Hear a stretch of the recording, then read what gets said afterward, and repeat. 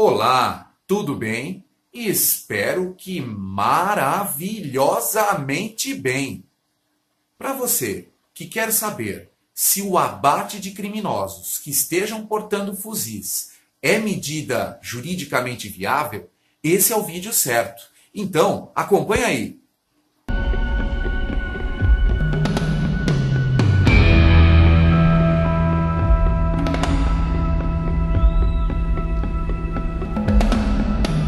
Recentemente, tem surgido discussão referente à possibilidade do abate de indivíduos criminosos que estejam portando armas de fogo de uso restrito, armas de fogo de uso das Forças Armadas, mais especificamente fuzis. Será que o agente policial pode realmente abater, matar os agentes que estejam portando os fuzis de forma ostensiva? Essa é a análise jurídica que faremos. Mas antes disso, temos que entender, afinal, qual é o crime cometido pelos indivíduos que portam os fuzis.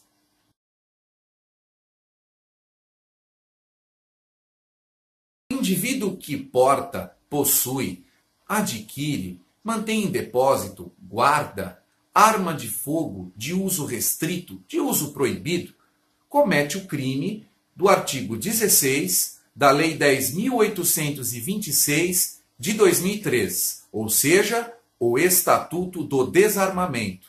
Trata-se de um tipo penal que constitui norma penal em branco heterogênea. Por que heterogênea? Porque busca complemento de validade em normas de outro escalão hierárquico. No caso aqui, norma administrativa.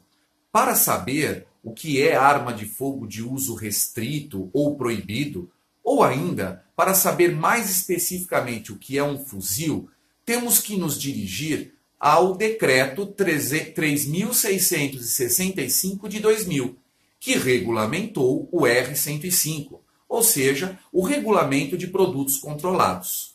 O artigo 3º, inciso 53, do R-105 nos dá o conceito do que é fuzil. E fuzil considera-se a arma de fogo de uso portátil, de cano longo e que possua alma raiada. Esse mesmo conceito também pode ser encontrado no artigo 16 do R-105. Portanto, aquele indivíduo que porta ostensivamente um fuzil comete o crime do artigo 16 do Estatuto do Desarmamento.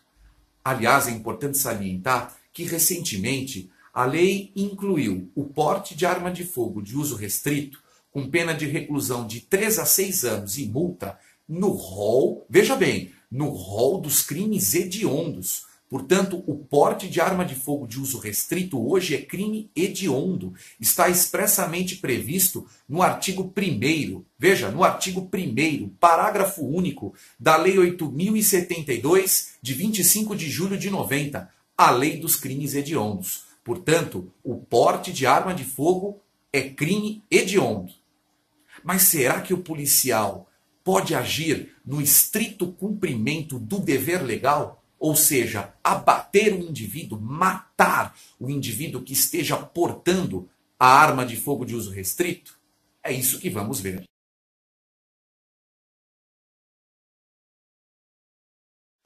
Caso o agente policial, um daqueles agentes policiais previstos no artigo 144 da Constituição Federal, se depare com um indivíduo, com um agente que esteja portando de forma ostensiva um fuzil, ele poderia abater, matar esse indivíduo? Estaria o policial abrangido sob o manto do estrito cumprimento de dever legal? Aquela excludente de ilicitude prevista no artigo 23, inciso 3, primeira parte do Código Penal Brasileiro? Será que ele estaria abrangido por essa excludente? Nós entendemos que no ordenamento jurídico brasileiro só existem 3 hipóteses em que agentes do Estado atuam no estrito cumprimento de dever legal para matar pessoas. Ou seja, há 3 grupos de indivíduos que têm o dever de matar. Veja, estes indivíduos têm o dever de matar.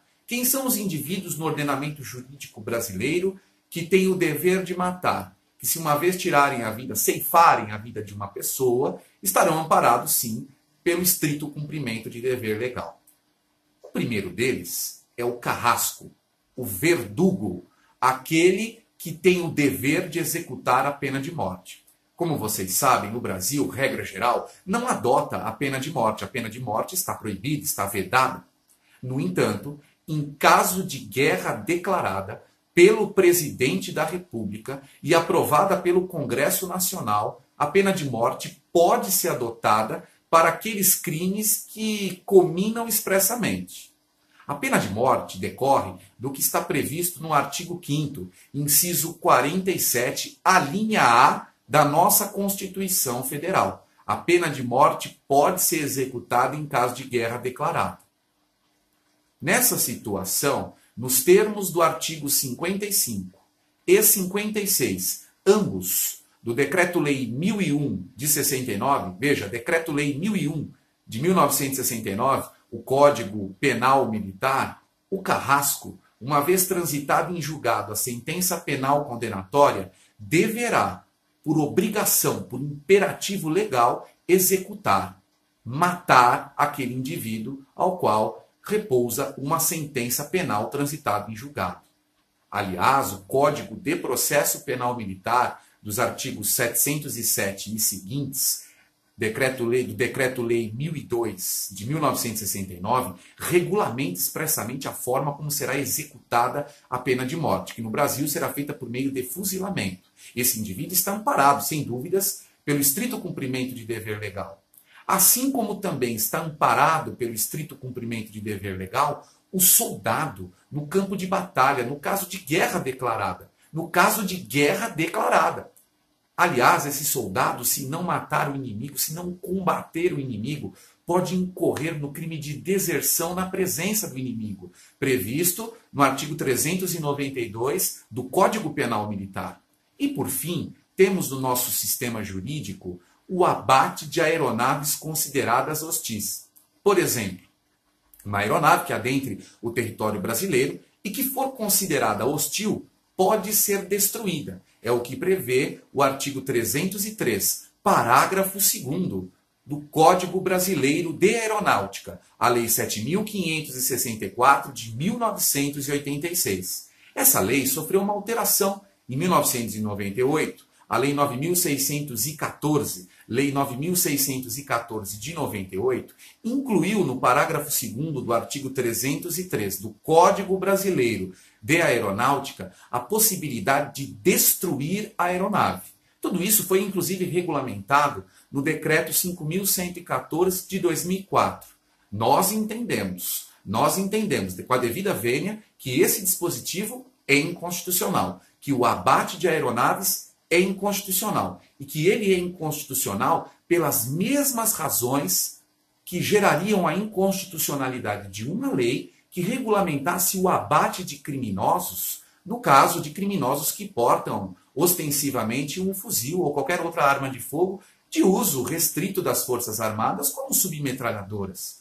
Por que inconstitucional? Essa medida, esta lei que regulamentasse o abate de criminosos, violaria o artigo 1º, inciso 3 da Constituição Federal, ou seja, o fundamento da República, um dos fundamentos da República, que é a dignidade da pessoa humana, violaria o artigo 5º, incisos 2, 3, 37, pois não há juízo ou tribunal de exceção. Também violaria, sem dúvidas, o inciso 39, não há crime sem lei anterior que o defina, não há pena sem prévia cominação legal. Violaria também os incisos 46 e 47, a linha A, todos da Constituição Federal, e também o inciso 54 do artigo 5º, que trata do devido processo legal. Ninguém deve ser privado de sua liberdade, amesquinhado de seus bens, sem estrita obediência a todos os princípios constitucionais derivados do Estado democrático de direito. Aliás, é importante salientar que governadores de Estado não podem, em hipótese alguma, enviarem projetos de iniciativa de lei para as assembleias dos estados, para que seja essa situação regulamentada por meio de lei estadual. Nos termos do artigo 22, inciso 1 da nossa Constituição, é competência privativa da União legislar sobre direito penal e sobre direito processual penal. Portanto, inconstitucionalidade material e também inconstitucionalidade formal de uma lei que regulamentasse essa situação. O policial, repito, não está no estrito cumprimento de dever legal nessa situação. Aliás, nos termos do que regulamenta a nossa legislação, não só o policial que disparou o gatilho da arma de fogo, mas aquele que emitiu a ordem do tiro de comprometimento e, eventualmente, todos os superiores hierárquicos que emitiram essa ordem praticaram fato típico, antijurídico e, em tese, culpável. Haja vista a obediência hierárquica, pois essa norma não é, em absoluto, manifestamente ilegal. Veja, esta ordem é manifestamente ilegal. Ilegal. Portanto, repito, no nosso entendimento, os policiais que eventualmente matem os indivíduos que estejam portando fuzis em razão de ordens de superiores estão cometendo fato típico, antijurídico e culpável, a depender, é claro, do caso concreto.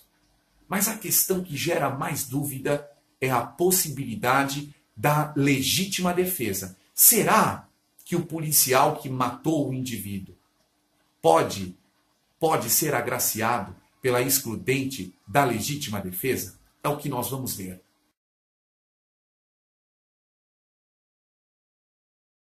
Nós vimos que os agentes policiais não estão amparados pelo estrito cumprimento de dever legal nessas situações de abate de criminosos que estejam portando fuzis ou outras armas de uso restritivo das Forças Armadas. Isso violaria uma série de dispositivos da nossa Constituição Federal, mas também violaria o disposto no Pacto de São José da Costa Rica, a Convenção Americana de Direitos Humanos. Veja o disposto no artigo 4º, item 2 do Decreto 678, de 6 de novembro de 1992. O Pacto de São José da Costa Rica, que veta em absoluto a pena de morte, salvo nos casos que já estão expressamente regulamentados e previstos, como os inúmeros crimes militares que cominam pena de morte, em caso de guerra declarada. Mas os policiais estariam abrangidos pela legítima defesa, pela excludente de ilicitude da legítima defesa, aquela prevista no artigo 23, inciso 2 do Código Penal e regulamentada no artigo 25 do mesmo Código Penal? O artigo 23, inciso 2, diz expressamente: não há crime. Não há crime quando o agente pratica o fato. Inciso 2, em legítima defesa. E o artigo 25 do Código Penal prevê expressamente, abre aspas, entende-se em legítima defesa quem, usando moderadamente dos meios necessários, repele injusta agressão, atual ou iminente, a direito seu ou de outrem. Fecha aspas. Quais são os requisitos da legítima defesa como excludente de ilicitude? Nós temos os seguintes requisitos que decorrem do artigo 25 do Código Penal. Agressão injusta, ou seja, a agressão que é ilícita, que é ilegal. Segundo, agressão injusta atual ou iminente. Atual é aquela que está acontecendo, que está se desencadeando, que está efetivamente ocorrendo. E a agressão iminente é a que está prestes a ocorrer, a que está próxima de ocorrer. Além disso, é necessário o uso dos meios necessários. O que são meios necessários? São aqueles que o agente tem à sua disposição no momento da agressão injusta e que sejam eficazes e suficientes para repelir a injusta agressão. E que, sobretudo, sejam os menos lesivos ao agressor. Além disso, é necessário o uso moderado desses meios necessários. E a moderação é a intensidade no emprego dos meios necessários. Por fim, A legítima defesa exige, como questão doutrinária, o elemento subjetivo, que o agente saiba que está em situação de agressão injusta e que está atuando amparado sob o manto da legítima defesa. Então imagine a seguinte situação. Policiais estão sobrevoando uma favela. Policiais estão sobrevoando um morro. Quando se deparam com criminosos que estão, supostamente, é claro, criminosos, que estão portando ostensivamente fuzis, armas de fogo de uso restrito das Forças Armadas. A questão que surge é, os policiais já poderiam abrir fogo? Aquele atirador de elite, o sniper, aquele que tem treinamento especial para atingir o alvo a distâncias longas, poderia mirar na cabeça dos indivíduos para neutralizá-los completamente, ou seja, para abatê-los? Essa é a questão. Estariam eles amparados pela legítima defesa? É isso que gera a maior discussão. Se nós analisarmos a situação e todos os requisitos da legítima defesa, vamos ver que o problema realmente está nos requisitos, meios necessários e uso moderado, pois todos os demais estão presentes. O porte de fuzil é uma agressão injusta? Sim, nós vimos, está previsto como crime no artigo 16 do Estatuto do Desarmamento. A agressão é atual e iminente? Essa é uma outra questão. A agressão atual ou iminente. E o uso moderado dos meios necessários. Será que os policiais que matam os indivíduos nessa situação estão amparados pela legítima defesa? Eu diria que estariam amparados pela legítima defesa, sem dúvidas, legítima defesa própria ou de terceiros, se os indivíduos iniciassem atos de execução, se a agressão passasse a ser atual ou iminente. Então, eventualmente, um indivíduo que está portando uma arma de fogo, não precisa nem sequer ser um fuzil, e que tenha sequestrado uma vítima. Eu entendo particularmente que o sniper, o atirador de elite, poderia eventualmente abater em legítima defesa em favor de terceiro. E todos os requisitos, sem dúvida, estão presentes, conforme, é claro, a análise do caso concreto. Mas e nesta situação que tem gerado polêmica? O mero abate, simplesmente abater o indivíduo por estar portando o tal fuzil. Nessas situações, a doutrina vai justamente discutir, no caso, se a agressão é atual ou iminente. O indivíduo está portando um fuzil, mas não está ostensivamente iniciando atos executórios de tentativa ou de próprio homicídio consumado contra os policiais. Nessa situação, o indivíduo está simplesmente portando o fuzil. O policial pode já abatê-lo? Se nós analisarmos a doutrina brasileira, vamos ver que, no geral, os autores de direito penal não se aprofundam no que é agressão atual e iminente. A agressão atual e iminente é que é o grande problema aqui. Iminente é o que está prestes a ocorrer. E nós tivemos que buscar na doutrina alemã para saber, do ponto de vista técnico, da análise do caso concreto, se essa situação caracteriza ou não legítima defesa. Para o professor Günther Jacobs, a agressão é atual ou iminente quando o indivíduo inicia os atos executórios. Então, para esta teoria, os agentes que estão portando os fuzis deveriam iniciar algum ato executório contra os policiais. No entanto, na perspectiva de Klaus Roxin, é necessário que eles tenham iniciado os atos preparatórios, ou melhor dizendo, o final dos atos preparatórios, entre o final dos atos preparatórios e o início da execução. A grande questão que se coloca é que os indivíduos já estão praticando uma agressão e ela é atual. Ela atinge a segurança pública, pois estão portando armas de fogo de uso restrito.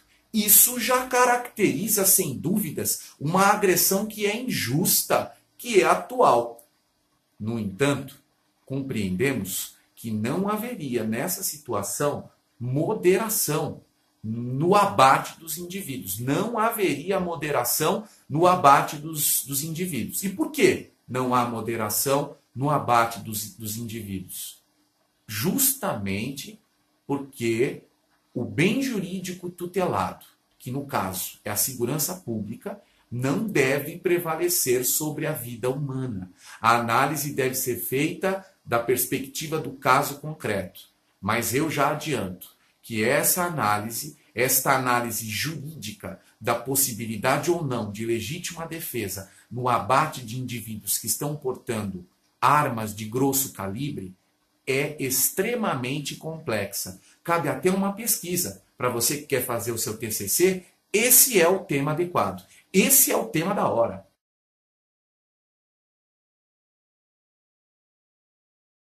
Como vimos, o reconhecimento da legítima defesa real, prevista no artigo 25 do Código Penal, nessas situações de indivíduos que estão portando armas de fogo de uso restrito, é de difícil configuração. Difícil configuração. Teríamos que fazer uma pesquisa profunda para analisar, teoricamente, de dogmática profunda, o conceito de agressão atual e iminente. No entanto, ainda é possível que os policiais aleguem a denominada legítima defesa putativa. O que é putativo? O que é imaginário, que está na mente, na cabeça do agente. O parágrafo 1º do artigo 20 do Código Penal, que no nosso entendimento é hipótese de erro de proibição indireto, pois adotamos a teoria extremada da culpabilidade, dispõe expressamente: é isento de pena o agente que, por erro plenamente justificado, supõe situação de fato que, se existisse, tornaria ação legítima. Não há isenção de pena quando o erro deriva de culpa e o fato é previsto como crime culposo. O policial pode muito bem, nessas situações, alegar legítima defesa imaginária ou putativa, pois, por erro plenamente justificado, imaginou que o agente poderia abordá-lo, alvejá-lo com aquele fuzil. Infelizmente, como ensina o professor Eugênio Raul Zaffaroni, as discriminantes putativas, sobretudo a legítima defesa putativa, é utilizada, sim, por agentes de Estado para abater indivíduos que são estereotipados pela sociedade como perigosos, como inimigos da segurança pública, pessoas da periferia em geral. Então imagine a situação do agente que está caminhando na rua com uma blusa, indo em direção de um policial, com um traje característico da periferia, e quem coloca a mão dentro da sua blusa, próximo do policial. O policial pode imaginar que o indivíduo sacará uma arma de fogo e por isso abater o indivíduo. E depois alegar legítima defesa putativa ou imaginária. É, em tese, juridicamente viável o reconhecimento desta dirimente de culpabilidade, da discriminante putativa da legítima defesa, prevista lá no parágrafo 1º do artigo 20 do Código Penal. No entanto, nós não podemos concordar em absoluto com o abate tendo como o abate sendo um dever do agente policial. Isso viola, sem dúvidas, a Constituição Federal e os tratados de direitos humanos sobre a matéria.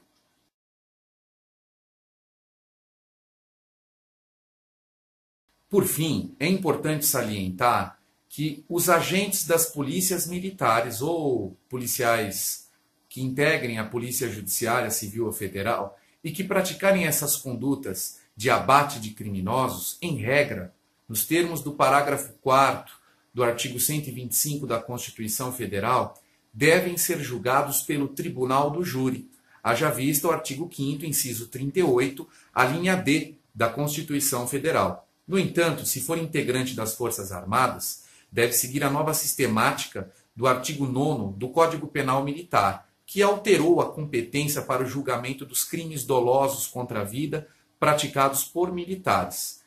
Mas o policial militar ou o agente da Polícia Civil ou Federal que matar um indivíduo e que for submetido ao julgamento perante seus pares, perante o Tribunal do Júri, constituído de 7 pessoas, 7 cabeças, 7 sentenças diferentes, muito provavelmente, tendo em vista o discurso midiático, muito provavelmente será absolvido.